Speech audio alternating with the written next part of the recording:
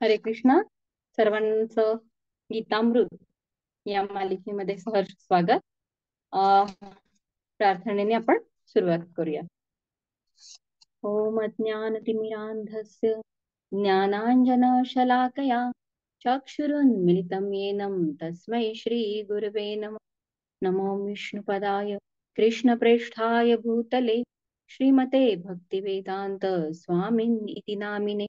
नमस्ते सरस्वते देवे गौरवाणी प्रचारिणे निर्विशेष शून्यवादी पाश्चात देश तारिणे.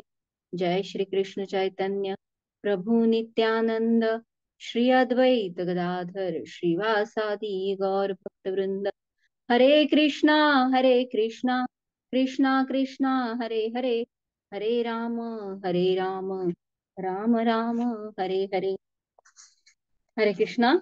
आज आपण भगवद्गीता जशी आहे तशी अध्याय क्रमांक 16 यामधील 5वा श्लोक पाहतो. दैवी संपद विमोक्षाय निबंधायासुरी मता मा शुचः संपदम दैवीम अभिजातोसी पांडव. म्हणजे दैवी गुण मोक्षदायक असतात तर आसुरी गुण बंधनकारक असतात. हे पांडवा, तू चिंता करू नकोस, कारण तू दैवी गुणांसह जन्मलेला आहेस. श्रील प्रभुपाद यांच्याद्वारे तात्पर्य. भगवान श्रीकृष्णांनी अर्जुनाला तू आसुरी गुणांसह जन्मलेला नाहीस असे सांगून प्रोत्साहन दिले. त्याने युद्धात भाग घेणे हे आसुरी वृत्तीचे लक्षण नव्हते, कारण तो युद्धासंबंधी साधक बाधक विचार करीत होता. भीष्म, द्रोण इत्यादींसारख्या मोठमोठ्या सन्माननीय व्यक्तींची हत्या करावी की न करावी याविषयी तो विचार करीत होता. यावरून कळून येते की तो क्रोध, खोटी प्रतिष्ठा किंवा कठोरपणाच्या आहारी गेला नव्हता. म्हणून तो आसुरी वृत्तीचा नव्हता. क्षत्रियांनी शत्रूवर बाण सोडावे ही गोष्ट दैवी समजली जाते आणि अशा कर्तव्यापासून परावृत्त होणे हे आसुरी लक्षण असल्याचे मानले जाते. यास्तव अर्जुनाला विलाप करावयाचे कोणतेही कारण नव्हते. वर्णाश्रम धर्माच्या नियामक तत्वांचे पालन करणारी कोणतीही व्यक्ती दैवी प्रकृतीमध्ये स्थित असते. खूप छोटं तात्पर्य श्री प्रभुपादांनी इथं दिलेलं आहे, पण त्याच्यातून त्यांनी इतका मोठा अर्थ आपल्याला म्हणजे गहन अर्थ उलगडून दाखवलेला आहे. तर सुरुवातीला श्रीकृष्ण म्हणतात की दैवी गुण हे मोक्षदायक आहेत आणि आसुरी गुण हे बंधनकारक आहेत. तर आपण पाहतो की जय विजय यांना शाप दिल्यानंतर त्यांना आसुरी किंवा राक्षस कुळामध्ये जन्म देऊन त्यांना त्या पद्धतीचं म्हणजे 3 जन्म त्यांना राक्षस म्हणून घ्यावे लागले आणि प्रत्यक्ष भगवंतांशी युद्ध पुकारावं लागले. परंतु हे जे आसुरी गुण किंवा राक्षस म्हणून ते जन्माला आले, तर त्याच्यामधून काय की परत एकदा पुन्हा एकदा जन्म घ्यायला लागला. म्हणजे थोडक्यात काय की बंधन हे असेल तरच आपल्याला परत तो जो पाप पुण्याचा जो हिशोब आहे तो क्लिअर करण्यासाठी परत एकदा जन्म घ्यायला लागतो. तर अशा पद्धतीने आसुरांना तत्क्षण मोक्ष मिळत नाही. जेव्हा श्री चैतन्य महाप्रभू म्हणजे जे औदार्य अवतार आहेत त्यांनी जेव्हा खऱ्या अर्थानं जघाई आणि मधाई यांना कृष्ण प्रेम देऊन खऱ्या अर्थानं त्यांचा उद्धार केला. आणि अर्थातच हे जे राक्षस आहेत म्हणजे हिरण्यकश्यपू किंवा हिरण्याक्ष आहेत ते प्रत्यक्ष भगवंतांद्वारेच मारले गेलेले आहेत. त्यामुळं त्या क्षणापुरता त्यांना मोक्ष मिळाला, परंतु कृष्ण प्रेम नाही मिळालं जोपर्यंत श्री चैतन्य महाप्रभू अवतरित नाही झाले. तर श्री चैतन्य महाप्रभूंनी कृष्ण प्रेम जघाई आणि मधाई यांना दिलं. तर अशा प्रकारे आसुरी गुण किंवा ज्या वाईट प्रवृत्ती आहेत तर त्या आपल्याला पाप करण्यास प्रवृत्त करतात आणि पाप केल्यानं आपण एक प्रकारचं आसुरी प्रवृत्तीच आपण निदर्शन करतो आणि त्या गोष्टीतून अजून कॉम्प्लिकेशन्स वाढत जातात आणि पुन्हा पुन्हा या जन्म मृत्यूच्या चक्रामध्ये अडकायला होतो. चांगले कर्म हे देखील बंधनकारक असतात, परंतु आपण चांगले कर्म करून मोक्षापर्यंतची स्थिती गाठू शकतो.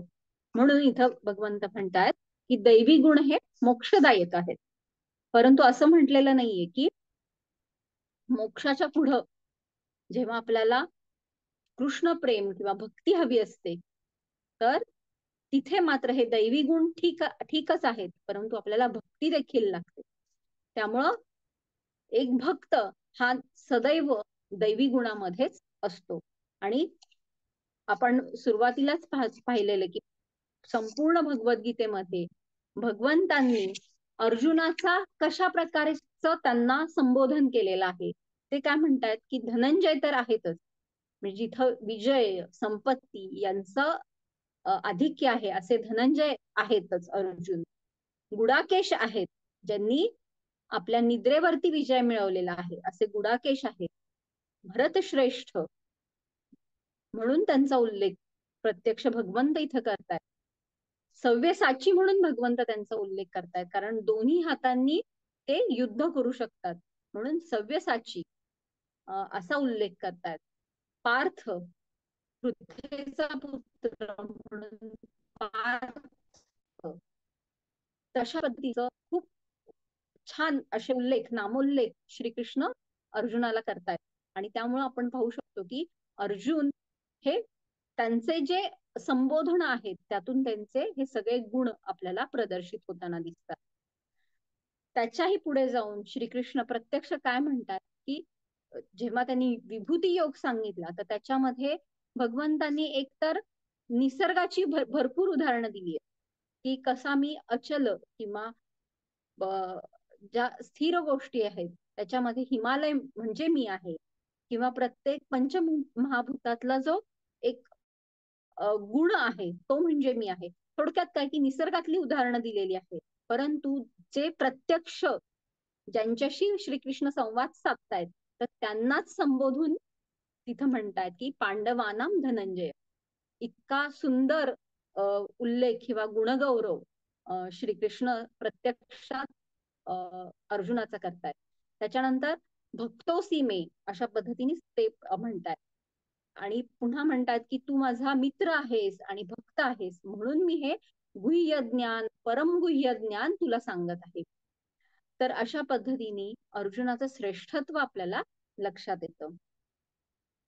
तर या निमित्ताने इथं परत एकदा भगवंत पुन्हा एकदा काय म्हणतात की मी हे दैवी आणि आसुरी गुण सांगितलेले आहेत, परंतु तू कसा आहेस तर तू दैवी गुणांसहच जन्मलेला आहेस, त्यामुळं तू मात्र काही याची चिंता करू नकोस.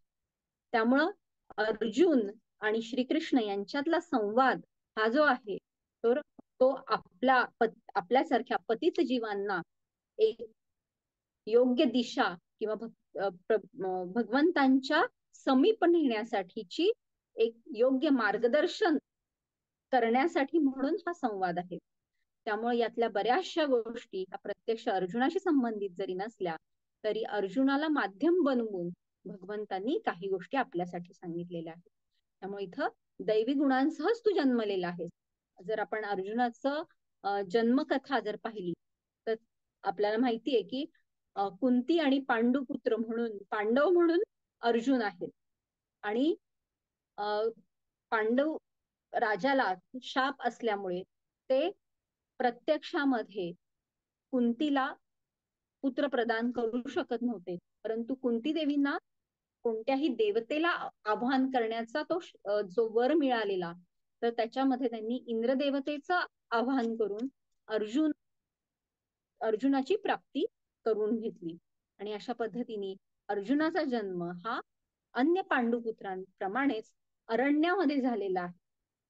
आणि म्हणजे त्यांचा जन्मापासूनच खर तर एक खडतर जीवन ते जगलेले आहेत. म्हणजे एका श्रेष्ठ अशा राजपुत्राचा जन्म अरण्यात झालेला आहे आणि तिथे कुठल्याही प्रकारचे तसं पाहायला गेलं तर जे आपण म्हणतो ना की संस्कार असतात लहान मुलांवरती काही करण्याचे. म्हणजे सुरुवातीपासूनच अगदी गर्भाधान किंवा अन्नप्राशन संस्कार अशा पद्धतीचे कुठलेही संस्कार त्या त्या वेळेस झाले नाहीत, जोपर्यंत कुंती देवींचे भाऊ म्हणजेच वसुदेव हे कश्यप महर्षींना तिथं पाठवत नाहीत, तोपर्यंत कुठलेच संस्कार झाले नव्हते. परंतु जेव्हा कश्यप ऋषी तिथं गेले तर तेव्हा त्यांनी हे सगळे संस्कार अगदी अन्नप्राशन, भले ते वय नसेल परंतु हे सगळे संस्कार त्यांनी नंतर त्यांच्यावरती केले. आणि त्या कालावधीमध्ये कुठलंही कौरवांकडून म्हणजे भीष्म किंवा द्रोणाचार्य, धृतराष्ट्र, कोणीही या अरण्यामध्ये या पांडुपुत्रांना पाहण्यासाठी आलं नव्हतं किंवा भेटण्यासाठी आलं नव्हतं. तर अशा प्रकारे सुरुवातीपासूनच एक खडतर जीवन या पांडवांनी अनुभवलेलं आहे. आणि अर्जुन जेव्हा 14व्या वर्षामध्ये प्रवेश करत होते, तर त्यावेळी ते सर्व हस्तिनापूरमध्ये आले. आणि हस्तिनापूरमध्ये आल्यानंतर तिथे त्यांचं म्हणजे त्यावेळेस त्यांचं का आले तर पांडुराजाचा तिथं मृत्यू होतो, म्हणून कुंती राणी त्यांना सगळ्यांना घेऊन हस्तिनापूरमध्ये येतात. आणि हस्तिनापूरमध्ये आल्यानंतर असं काही नाही की खूप छान स्वागत झालंय त्यांचं, उलट सगळ्यांना प्रश्न होता की अरे हे कशासाठी आलेत म्हणून. कारण शेवटी तिथे आलेत म्हटल्यानंतर पुन्हा एकदा त्यांना तो राज हक्क मिळवणं आहे, मिळवणार. तर हे गृहीत धरून उलट त्यांच्यावरती ते त्या राज्यातून कसे बाहेर जातील अशा पद्धतीने विविध प्रकारच्या चर्चा किंवा खूप मतमतांतर की हे पांडुपुत्र नाहीयेत वगैरे अशा खूप साऱ्या गोष्टी उलट त्यांना ऐकायला लागल्या. तर जन्मापासून अगदी खडतर जीवन या पांडवांनी अनुभवलेलं आहे. तर मग हे जे अर्जुन आहेत, तर मग हे यांच्यामध्ये भगवंत कशा पद्धतीने मित्रत्व किंवा भक्त म्हणून त्यांना एवढं श्रेष्ठ स्थान देत आहेत. आणि ही भगवद्गीता त्याचं गुह्य ज्ञान, परम गुह्य ज्ञान का बरं देत आहेत, काय आहेत हे अर्जुन, त्यांच्यामध्ये असे काय गुण आहेत की ज्या गुणांकडं खर तर प्रत्यक्ष भगवंत देखील आकृष्ट होतात.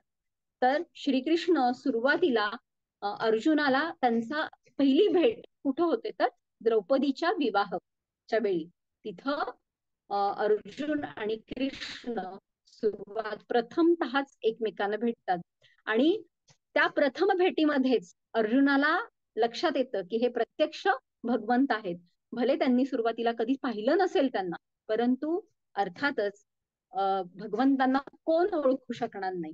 तर कारण ते आपल्या परमात्मा म्हणून आपल्यामध्ये वास करतायत आणि प्रत्यक्ष अर्जुनासारखा शुद्ध भक्त आहे. त्यामुळं खर तर द्रौपदी विवाहाच्या वेळेस जो काही तो कठीण असा जी परीक्षा होती बाण मारण्याची त्या फिरत्या ह्याला माशाला, तर त्याच्या आधी अर्जुनाने श्रीकृष्णांचा कृपाशीर्वाद घेतला आणि ही प्रथम भेट त्यांची ठरली. आणि श्रीकृष्ण देखील अर्जुनाचं जे युद्ध कौशल्य पाहून ते देखील खूप आनंदित होत होते. तर अशा प्रकारे अर्जुन आणि कृष्ण यांच्यामधलं सख्य आपल्याला दिसून येतं. तर अर्जुनाचं अजून एक काय गुणधर्म आहे तर अर्जुन इथं सुरू आपण पाहतो की पूर्ण भगवद्गीता ही कशी सुरू झाली की अर्जुन हे असहाय्य किंवा खूप व्याकुळ आहेत आणि त्यांना खूप दुःख होत आहे की मी माझ्याच गुरुजनांना किंवा माझ्याच सगळे सगळे जे नातेवाईक आहेत, प्रत्यक्ष भीष्मदेव आहेत, माझे आजोबा आहेत, त्यांना मी कसं काय बरं मारू शकतो. आणि या कारुण्य भावातून खर तर या श्रीकृष्ण आणि अर्जुन या संवादाची सुरुवात होते. तर अर्जुनाचा करुणाभाव आपल्याला तिथं दिसून येतो. आणि हा करुणाभाव हा कशा प्रकारचा आहे की भीष्म आणि द्रोणाचार्य ह्यांना मारण्यासाठी, म्हणजे असं आहे ना की अर्जुनाला श्रीकृष्णांनी भगवद्गीता सांगितली आणि अर्जुन यांनी बाण घेतला आणि लगेच युद्ध करून सगळे एक एक एक एक पटापट संपवले कौरवांना, असं झालं का? तर ते अनेकदा या युद्धाच्या प्रसंगामध्ये प्रत्यक्ष भीष्मदेवांसमोर येत होते, परंतु जसे ते भीष्मदेवांना पाहत होते तेव्हा त्यांचं मन हे प्रेमाने व्याकुळ होत होतं आणि ते त्या स्तरावरती युद्ध कौशल्य दाखवू शकत नव्हते. म्हणजे भावनिक हा संघर्ष होता प्रत्येक वेळी, की एक प्रेम आहे आणि दुसरी म्हणजे युद्धाची जबाबदारी आहे. हा पूर्ण संघर्ष त्यांचा 1-2 नाही तर जवळजवळ 9 दिवस सतत चालत होता. आणि म्हणजे हा एक बाण प्रत्येक कौरव सेनेचा सेनापती म्हणून भीष्मदेवांना नियुक्त केलेलं असतं. त्यामुळे एक बाण मारला असता प्रत्यक्ष सेनापतीच जर गेले तर मग बाकीच्या ह्याच्यामध्ये काही तसा अर्थ राहिला नसता खरं तर. कारण हा एक बाण काय काय करू शकतो, म्हणजे जर आपण इतिहास बघितला तर त्याच्यामध्ये हेमू आणि अकबर यांचं जेव्हा युद्ध होतं तर तेव्हा हेमू किंवा विक्रमादित्य त्यांचं वन ऑफ दी हे, तर त्यांचा डोळ्याला जेव्हा बाण मारला जातो आणि ते झाल्यानंतर बाकीची सगळी सेना तिथून पलायन करते आणि ते ते युद्ध किंवा तो खूप मोठा पराजय या विक्रमादित्यांचा होतो. तसंच विजयनगर जी लढाई झाली तर तिथेच देखील रामराय यांचा जेव्हा वध होतो तर तेव्हा त्यांचा शिरच्छेद केला जातो आणि त्यांचं शिर हे जेव्हा मध्ये असं उंचावरती दाखवलं जातं, टांगलं जातं, तेव्हा बाकीची सगळी सेना तिथून पलायन करते. तर अशा पद्धतीने आपण पाहू शकतो की मुख्य व्यक्ती जर त्याचा मृत्यू झाला तर बाकीच्या सैन्यामधला जो एक प्रेरणा असते किंवा एक उत्साह असतो तोच खरं तर निघून जातो. त्यामुळे अर्जुन ते करू शकले असते, परंतु त्यांच्यामध्ये हा जो करुणाभाव आहे, प्रेमभाव आहे, आदरभाव आहे, तो त्यांना तसं करण्यापासून परावृत्त करत होता.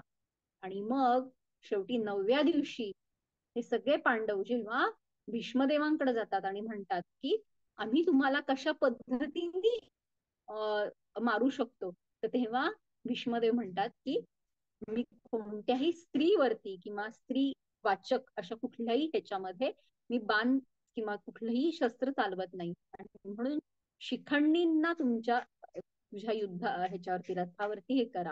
आणि मग तिथे शिखंडीच्या उपस्थितीमध्ये अर्जुन त्यांची जबाबदारी एक योद्धा म्हणून पेलतात. आंतरिक प्रेम असतं त्यांचं की, परंतु त्या प्रेमावरच्या पेक्षा तिथं ते युद्धाचं कर्तव्य ते निभावतात.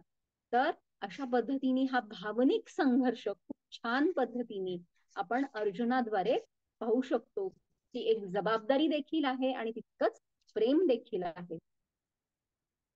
त्याच्यानंतर एक क्षत्रिय म्हणून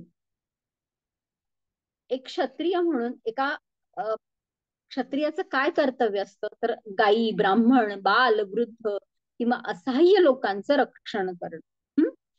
मग श्रीकृष्ण अर्जुनाला विचारतात की तुझी सगळ्यात आवडती गोष्ट कुठली आहे? तर अर्जुन म्हणतात की एक नवीन जन्मलेलं वासरू कशा प्रकारे आपल्या आईच्या किंवा त्या गायीच्या दुधासाठी आसुसलेलं असतं, किंवा एखादी प्रेयसी आपल्या प्रियकराला भेटण्यासाठी कशी आसुसलेली असते, तसं मी धर्मासाठी युद्ध करण्यासाठी नेहमी आतुर असतो. तर अशा पद्धतीने श्रेष्ठ असं क्षत्रिय गुण अर्जुन इथं त्यांच्या कर्तव्यातून तर दाखवतातच, परंतु तो संपूर्ण त्यांची जी विचारधारा आहे तर ती सगळी त्यांचं जीवनचरित्र एका क्षत्रियाला शोभून दिसण्यासारखं आहे. आणि क्षत्रिय याच्यामध्ये आपल्याला बऱ्याचदा असं होतं की कर्ण श्रेष्ठ की अर्जुन, अशा पद्धतीने खूप सारे आपण हल्लीचे जे मॉडर्न वैचारिक विचारवंत आहेत, तर ते बऱ्याचदा असं म्हणतात की नाही, कर्ण हा युद्धकलेमध्ये अर्जुनापेक्षा श्रेष्ठ होते. परंतु एक दोघांमध्ये एक काय महत्वाचा फरक आहे, तर क्षत्रिय कसा असला पाहिजे, तर दोन गोष्टी आहेत. सराव किंवा खूप सारे स्किल्स असणं तर महत्वाचंच आहे. मग मी एक सिलेबस आहे माझ्याकडे, आणि मग तो मी सिलेबस पाठ केला किंवा त्याचा सराव केला, खूप प्रॅक्टिस केली, आणि मग जसा आहे तसा छान पद्धतीने एक त्या सिलेबस मधला मला काही एखादा क्वेश्चन आला तर मी छान पद्धतीने पेपर लिहिला, त्याला म्हणायचं सराव. की एक टिपिकल तुम्हाला सिलेबस आहे, तर त्याच्यामध्ये तुम्ही तो अभ्यास करून परीक्षा दिली. तर हा जो भाग आहे हा कर्णाकडे होता. त्यामुळं कर्ण हा सराव करून त्या पद्धतीने ते युद्ध कौशल्य दाखवत होते. परंतु अर्जुनाकडे साधना होती. साधना म्हणजे काय, की एक जो बेसिक जो पाया असतो तो दृढ करण्यावरती सातत्यानं लक्ष देणं हे महत्वाचं असतं. मग त्याच्यामध्ये तुमच्याकडे आउट ऑफ सिलेबस जरी प्रश्न आले तरी देखील तुम्ही त्या पायावर आधारित तुम्ही स्वतःच कला कौशल्य, स्वतःच बुद्धिमत्ता वापरून तिथे परफॉर्म करू शकता. आणि त्या गोष्टीला सरावाबरोबर साधनेची आवश्यकता असते, जिथे तुम्ही सरप्राईज टेस्ट देखील खूप छान पद्धतीने परफॉर्म करू शकतो. तर अशा पद्धतीने जसं एक खूप छान उदाहरण आहे की वेस्टर्न म्युझिक एखादं परफॉर्म करायचं असेल, पाश्चिमात्य संगीत, तर तिथे सराव लागतो. म्हणजे त्याचे प्रॅक्टिस केली त्या गाण्याची आणि तुम्ही परफॉर्म केलं स्टेजवरती. परंतु जेव्हा शास्त्रीय किंवा भारतीय संगीत आपल्याला त्या संगीतज्ञाला परफॉर्म करायचं असतं, तेव्हा तो रोजचा जो राग किंवा आलाप यांचा सराव करतो, आणि मग कुठलंही गाणं असू दे त्याच्यावरती तो स्वतःच कौशल्य दाखवून तो तिथे तो प्रस्तुत करतो. तर ती साधनेचा तो भाग आहे. त्यामुळे साधना ही नेहमीच सरावापेक्षा नेहमीच अग्रेसर ठरते. तर हा फरक कर्ण आणि अर्जुन यांच्या युद्धकलेमधला होता. त्याच्यानंतर सगळ्या कठीण परिस्थितीमध्ये कार्य करणं ही अर्जुनाकडे कला होती. तर कठीण परिस्थितीमध्ये कार्य करण्यासाठी एकतर इंटेलिजन्स किंवा बुद्धी लागते, आणि सगळ्यात महत्वाचं म्हणजे संस्कार लागतो. तर ते अर्जुनाकडे होतं. तर त्यामुळे असं म्हटलंय की जे चांगले किंवा दैवी व्यक्ती आहेत, तर ते कसे असतात, तर ते आंतरिक दृष्ट्या खूप समाधानी असतात, तृप्त असतात. परंतु बाह्य जगाशी जेव्हा त्यांना किंवा भौतिक जगाशी जेव्हा त्यांना व्यवहार करायचा असतो, तेव्हा ते मात्र आपल्या कर्तव्यामध्ये कुठंही कमी पडत नाही. म्हणून जेव्हा हे सगळे अरण्यामध्ये होते, त्यांना वनवास जेव्हा होता, तर त्या ह्याच्यामध्ये युद्धकलेसाठी असणारे जी काही सामग्री किंवा जे काही शस्त्रास्त्र आहेत, तर ते गोळा करणं ही जबाबदारी अर्जुनाकडे होती. आणि अर्जुन ते खूप दृढ निश्चयाने ते करत होते. आणि म्हणून जरी ते आंतरिक दृष्ट्या स्थिर किंवा समाधानी असले तरी देखील एक क्षत्रिय म्हणून त्यांनी कुठंच आपल्या कर्तव्यापासून ते दूर गेले नाहीत. म्हणून असे सामग्री गोळा करताना एक तपस्वी तिथे असतात, आणि ते इतके छान पद्धतीने अर्जुनाला सांगतात की कशा पद्धतीने तू ह्या गोष्टींच्या मागे लागला आहेस, तर हे सगळं सोडून दे आणि खरं तर भगवंतांशी भगवंतांचं नामस्मरण किंवा त्यांचं ध्यान कर आणि तपश्चर्या कर, असं खूप त्यांना कन्व्हिन्स करण्याचा प्रयत्न करतात. परंतु अर्जुन मात्र दृढनिश्चयी असतात आणि ते म्हणतात, म्हणजे सगळं आदरयुक्त असं त्यांना आदर देतात, परंतु ते म्हणतात नाही, मी माझ्या कर्तव्यापासून मात्र विचलित होऊ शकत नाही. आणि हा दृढ निश्चय पाहून ते तपस्वी खूप संतुष्ट होतात आणि ते स्वतःचं खरं रूप म्हणजे इंद्र म्हणून तिथं प्रस्तुत करतात. आणि पशुपतास्त्र, पशु तर ते अस्त्र भगवान शिवजींकडून कसं मिळवायचं या या संबंधी अर्जुनाला त्यांचं योग्य अशा पद्धतीने मार्गदर्शन करतात. तर अशा पद्धतीने क्षात्रधर्म निभावण्यासाठी अर्जुन नेहमीच तत्पर असायचे. त्याच्यानंतर नवनवीन युद्धकला शिकण्याची सतत एक त्यांच्यामध्ये एक तृष्णा असायची. म्हणजे कशा पद्धतीने अजून मी त्या गोष्टींचा सराव करायचे आणि नेहमीच त्या बाबतीमध्ये उत्सुक असायचे. तर ही युद्धकला शिकण्यासाठी म्हणजे आपण पाहतो की जेव्हा त्यांचं गुरुकुलामध्ये होते, तर गुरुकुलामध्ये द्रोणाचार्य द्रोणाचार्य हे सगळ्यांना सारखं ज्ञान देत होते. परंतु असं असतं ना की एखादा विद्यार्थी योग्य असेल तर त्याला अजून गुह्य ज्ञान देणं, अजून गुह्य ज्ञान देणं, अशा पद्धतीने ते ज्ञान देण्यासाठी त्यांच्या समोर कोण होते तर पांडव होते, कौरव होते आणि त्यांचा स्वतःचा मुलगा देखील होता अश्वत्थामा. मग ज्या गुह्य विद्या आहेत तर ते शिकवण्यासाठी द्रोणाचार्यांनी एक अट सांगितलेली असते की म्हणजे अट नाही परंतु अश्वत्थामाला अजून वेळ देण्यासाठी ते काय करतात की सगळ्यांना काय सांगतात की गंगा नदीतून पाणी घेऊन यायचं आणि त्या जे काही भांड आहे तर त्याच्यामध्ये होल असतं. तर अर्जुनाच्या एक लक्षात काय येतं की अश्वत्थामा हा सगळ्यांच्या, कारण बाकीच्यांचं कसं व्हायचं की लगेच ते पाणी सांडायचं, मग परत जायचं, परत आणायचं, याच्यामध्ये वेळ जायचा. परंतु अश्वत्थामा मात्र लवकर पोहोचायचे, कारण अश्वत्थामाचं जे पात्र दिलेलं असतं तर त्याला होल त्या मानानं कमी असतं आणि त्यामुळं अश्वत्थामा लवकर जायचे आणि मग द्रोणाचार्य त्यांना हे विद्या शिकवण्याचं काम करायचं. हे जेव्हा अर्जुनाच्या लक्षात येतं तेव्हा पूर्ण नम्रतेने, म्हणजे असं नाहीये की त्यांनी खूप त्याचा विरोध केला किंवा असं काहीतरी हे केलं. त्यांनी काय केलं, दुसऱ्या दिवशी काय केलं, त्यांनी तिथेच उभा राहिले, ते गेले नाही पाणी आणायला. त्यांनी काय केलं, तिथे तीर मारला आणि गंगा नदीला तिथं प्रस्तुत केलं आणि त्या पात्रामध्ये पाणी भरलं. आणि मग हे पाहून द्रोणाचार्य खूप चकित होतात आणि संतुष्ट देखील होतात आणि मग अर्जुनाला ब्रह्मास्त्र सारखी विद्या देखील त्यांना प्रदान करतात. तर असे अर्जुन आपल्या गुरूंना देखील त्यांचं युद्ध कौशल्य तर आपल्याला माहितीच आहे, ते बाण आणि त्या पक्षाची कथा, त्यांना केवळ त्या पक्षाचा डोळा दिसतो, इतरांना बाकीच्या गोष्टी दिसायच्या परंतु अर्जुनाला केवळ त्या पक्षाचा डोळा दिसायचा.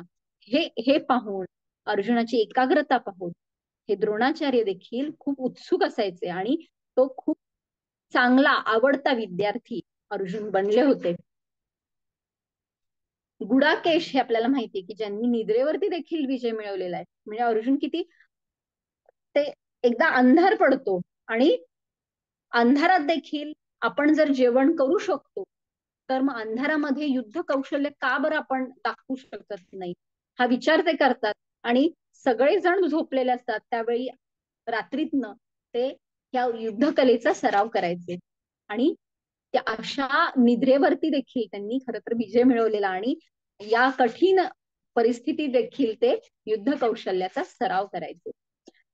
तर अशा प्रकारे अर्जुन एकाग्रचित्त होते, नम्र होते आणि आपल्या युद्ध कलेच्या बाबतीमध्ये सदैव चांगले विद्यार्थी म्हणून होते. आणि हे सगळं करताना त्यांनी कुठेही अर्जुन म्हणजे आता तर प्रत्यक्ष या कुरुक्षेत्राच्या युद्धभूमीवरती हे सगळे जण त्यांच्या विरोधात आहेत आणि तिथे मग हा वात्सल्य भाव आणि करुणा भाव देखील ते प्रस्तुत करतायत.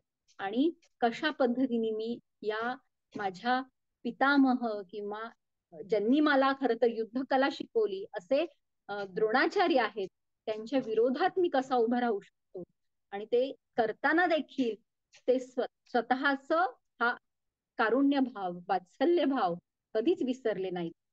आणि युद्धकला किंवा हे युद्ध प्रत्यक्ष सुरू होण्याच्या आधी दोन्ही दिशांना म्हणजे भीष्म आणि गुरु द्रोण यांच्या चरणांपाशी ते आपला बाण हे करतात, सोडतात आणि त्या पद्धतीने ते एक आशीर्वाद पहिले त्यांच्याकडनं घेतात. तर हे जे छोट्या छोट्या गोष्टी आहेत की एवढ्या मोठ्या कठीण परिस्थितीमध्ये देखील त्या आपल्या संस्कारांना त्यांनी कुठंच फारकत दिलेली नाही.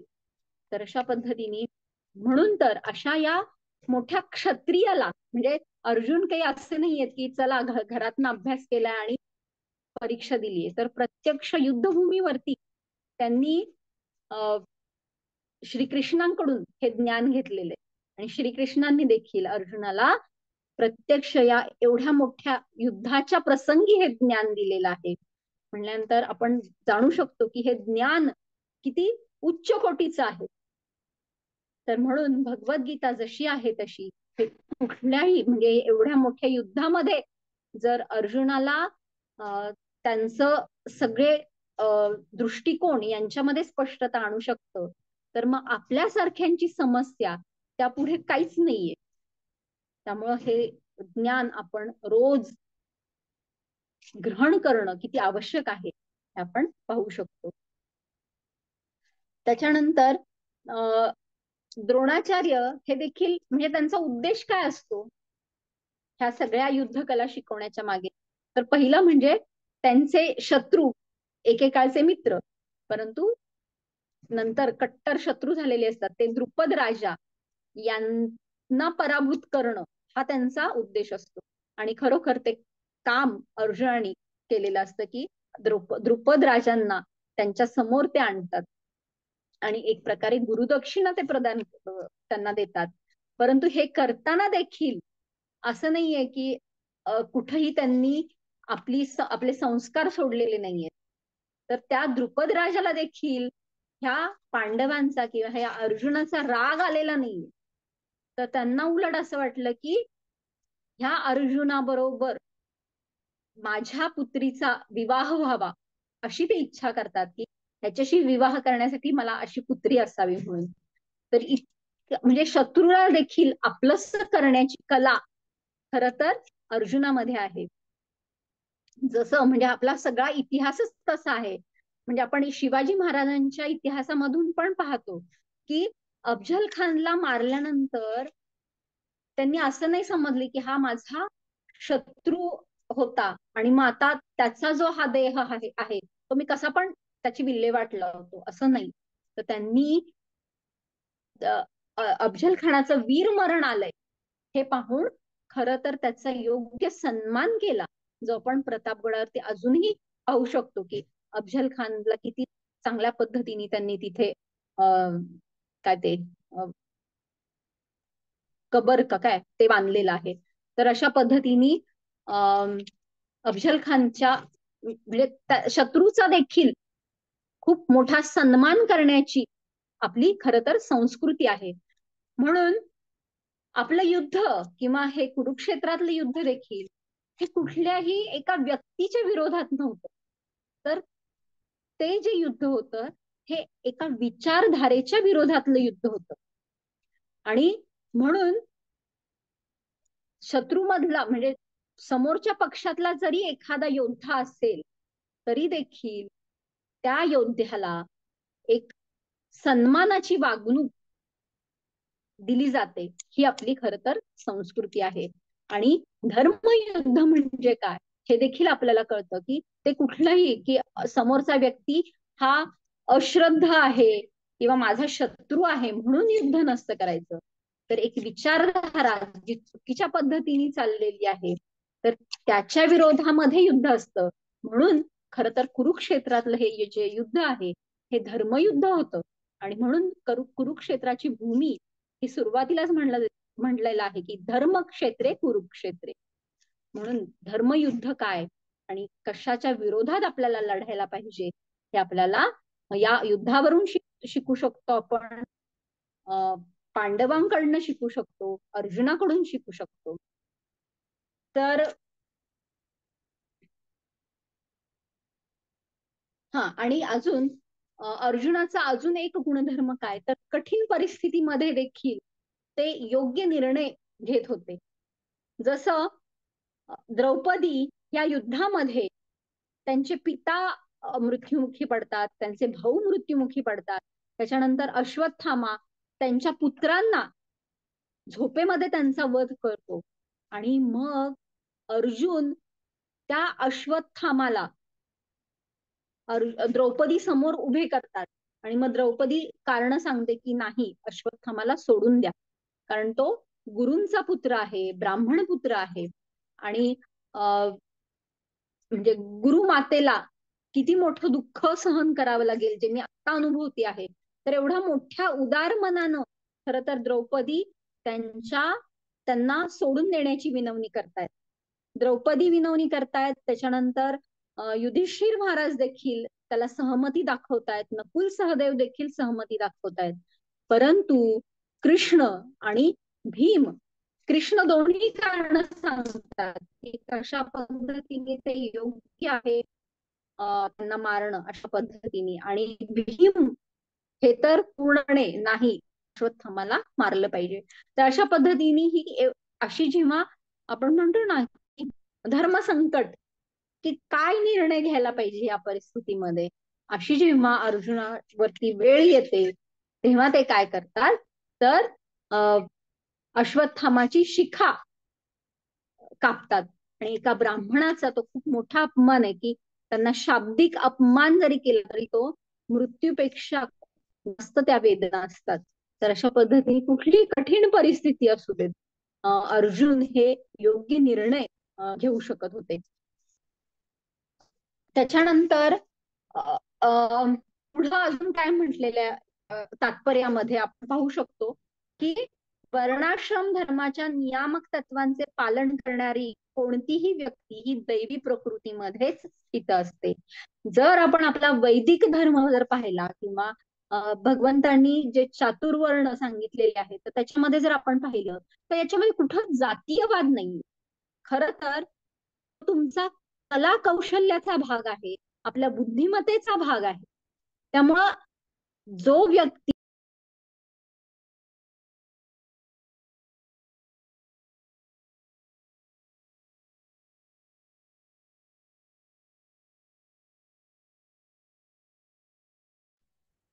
हरी बोल.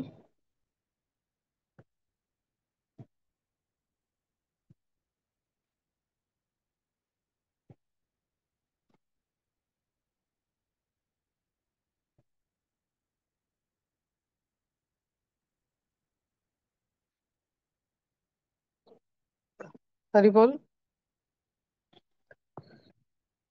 आय थिंक नेटवर्क इश्यू दिसतोय, पण मी हे ओपन केलंय. कोणाला काही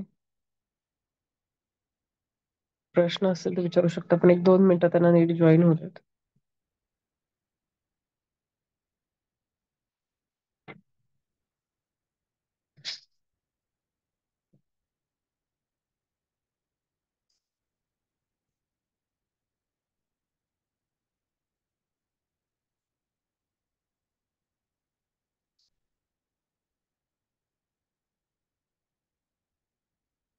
एकच मिनिट, मी फोन करून विचारते. हरी बोल, हरी बोल. हा हा हा, बोल बोल. सॉरी, एकदम डिस्कनेक्ट झालं. हम्म. कुठपर्यंत ऐकू आलेलं वर्णाश्रमचं? हम्म. हा, एकच मिनिट, मी तर होस्ट करून ठेवते इन केस माझी पण रेंज काय झाली तर. येस. तर वर्णाश्रमाचं इथं सांगितलेलं आहे की वर्णाश्रम धर्माच्या नियामक तत्वांचं पालन करणारी कोणतीही व्यक्ती खरं तर दैवी प्रकृतीमध्येच स्थित असते. तर भगवंतांनी आपल्याला चातुर्वर्ण पद्धतीचं खूप छान पद्धतीने मार्गदर्शन केलं. परंतु दुर्दैवानं आताच जे सामाजिक आपण म्हणतो ना की एक विचारधारा चुकीच्या पद्धतीने चालली आहे की भगवद्गीतेमध्ये जातीयवाद सांगितलेला आहे. खरं तर ज्यांना भगवद्गीता माहिती नाहीये, ज्यांनी कधी हातात पण घेतलेली नाहीये, ते खरं तर हा एक गाजावाज करतात की जातीयवाद. परंतु ज्यांनी खरोखर भगवद्गीतेचा अभ्यास केलाय तेव्हा लक्षात येतं की वर्णाश्रम पद्धती खरं तर ही एक समाज पुरुष व्यवस्थित राहण्यासाठी एक खूप आवश्यक गोष्ट आहे. कारण एखादी व्यक्ती कुठल्या कला कौशल्यामध्ये आहे आणि त्या स्वभावानुसार जर त्या व्यक्तीला काम मिळालं तर ती व्यक्ती खर तर आंतरिक समाधान प्राप्त करू शकते आणि जे जीवनाचं ध्येय आहे ते देखील सहज सुलभ पद्धतीने प्राप्त करू शकते. म्हणून पायाने जर विचार केला की नाही मला बुद्धीचं स्थान म्हणजे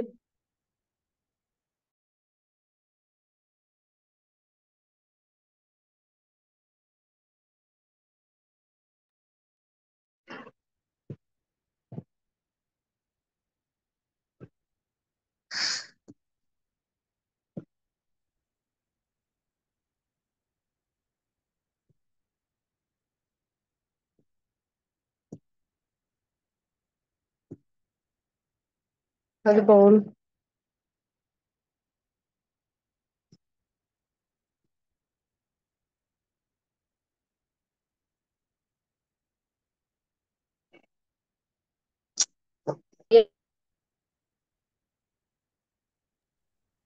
सॉरी हरी कनेक्शनला बोल. प्रॉब्लेम येतोय.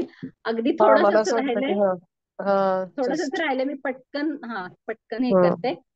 हा. तर वर्णाश्रम धर्मामध्ये हे फार महत्वाचं आहे की पायाचं स्थान काय, बुद्धीचं स्थान काय, ह्या सगळ्या गोष्टी महत्वाच्या आहेत आणि ते एक संघ म्हणून काम करतात की जेणेकरून आपलं शरीर व्यवस्थित काम करू शकतं. तसंच समाज देखील एक व्यक्ती किंवा एक पुरुष आहे. त्यामुळे समाजाची स्थिती जर व्यवस्थित असेल तर या वर्णाश्रम धर्म खूप महत्वाचा आहे.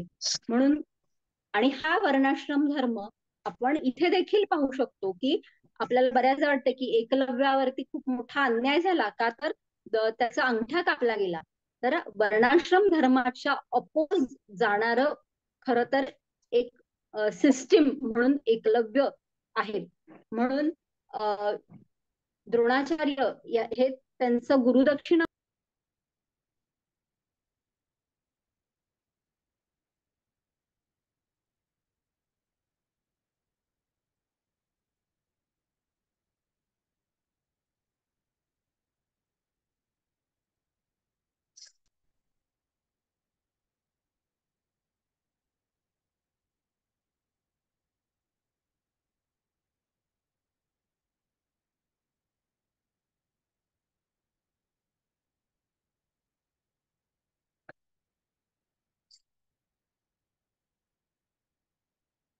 हरी बोल.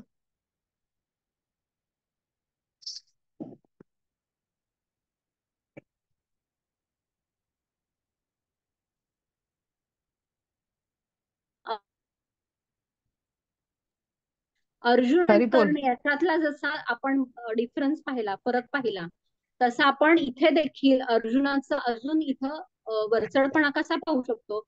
अर्जुन हे कधीच क्षत्रिय आहेत म्हणून कधीच त्यांनी नियंत्रण कुणावरती केलेलं नाहीये. तर एखाद्याला आश्रयाची गरज आहे तर तेवढ्या काळापुरता आश्रय देणं आणि ते झाल्यानंतर ती व्यक्ती त्याचं आयुष्य जगण्यामध्ये त्याच्यामध्ये ते स्वातंत्र्य देणं या दृष्टीने एक क्षत्रिय असतो आणि ते गुण अर्जुनामध्ये आहेत.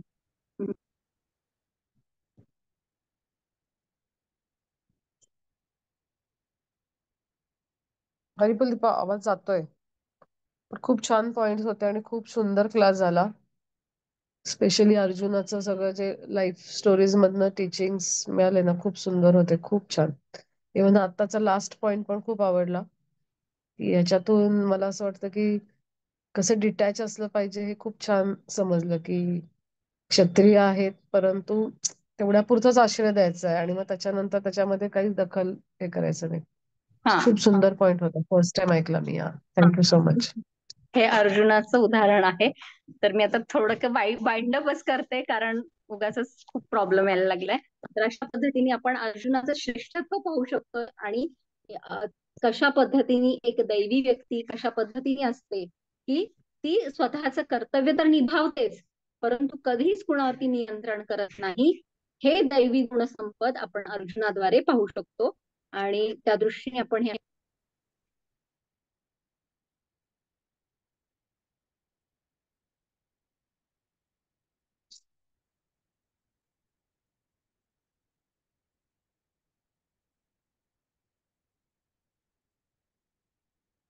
हरी बोल. परत केली. मला असं वाटतं की उद्या आता माझा क्लास आहे ना, त्याच्या आधी 5 मिनिटं तुम्ही हे यू कव्हर दिस काय जे आहेत ते रिमेनिंग. कारण खूप छान पॉइंट्स आहेत, 101 मस्त.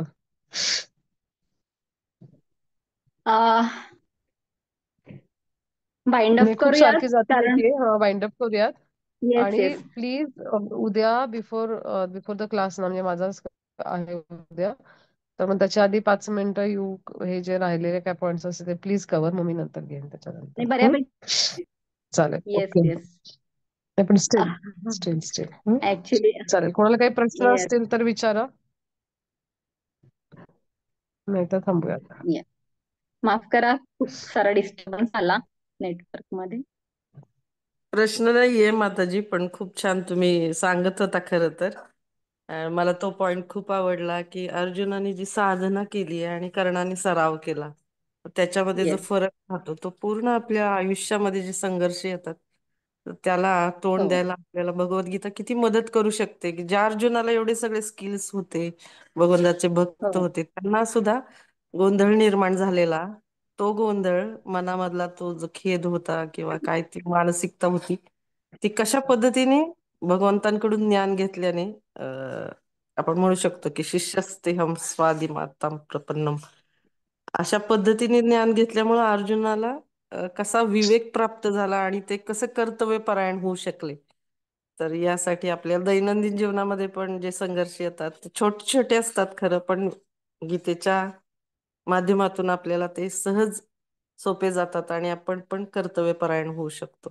तर खूप ही खात्री तुम्ही आजच्या लेक्चरमध्ये दिली. थँक्यू माताजी, खूप छान. हरी बोल.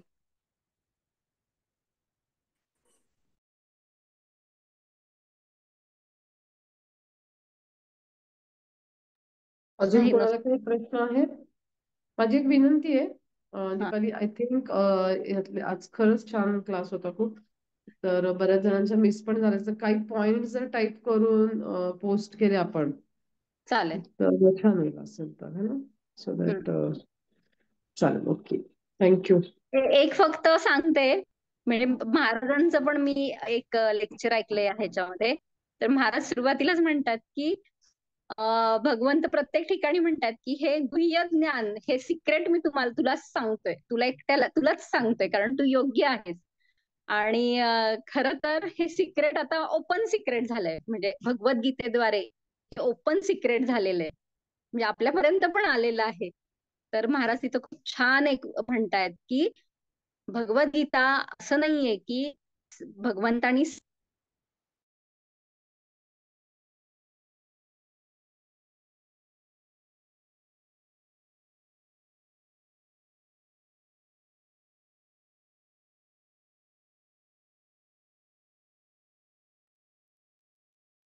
आवाज गेला.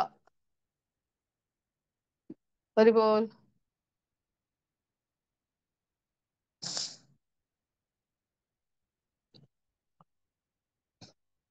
हरी बोल. ठीक आहे, आपण आता थांबूयात. जे थांबूयात. हो सांगतील हो दीपाली हो. माताजी तो. Yes yes. हा. ओके. बोल. हरी बोल.